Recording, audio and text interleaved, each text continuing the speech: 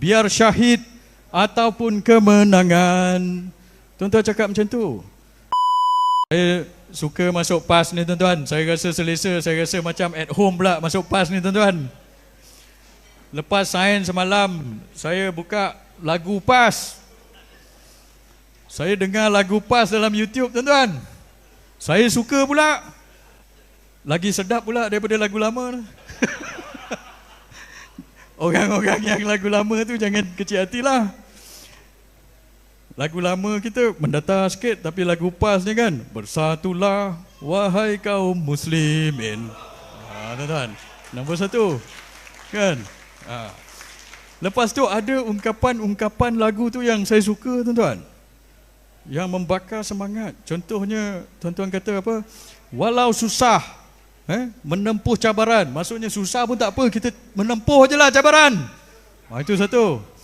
Lepas tu ada satu lagi ungkapan, tuan-tuan tulis, kata apa? Biar syahid ataupun kemenangan.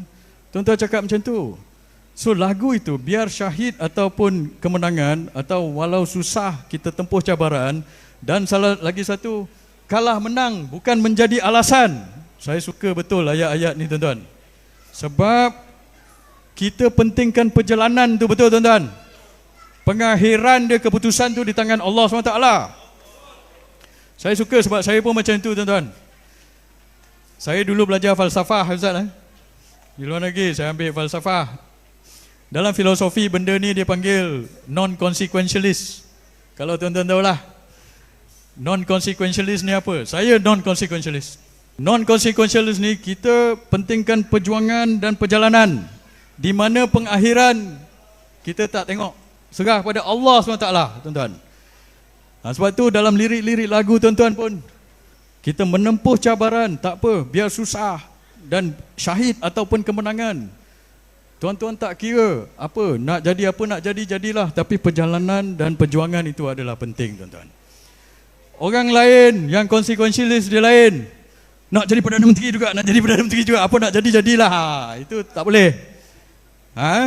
Ada setengah orang macam tu, macam Anwar lah, 20 tahun tuan-tuan mengidap nak jadi PM, nak jadi PM, nak jadi PM. Bila dah jadi PM tak tahu apa nak buat. Kita berjuang, saya tengok apa-apa jadi kita serah pada Tuhan, tapi kita ikhtiar dan insya-Allah kita istiqamah, dan saya akan beristiqamah bersama tuan-tuan lah tuan-tuan.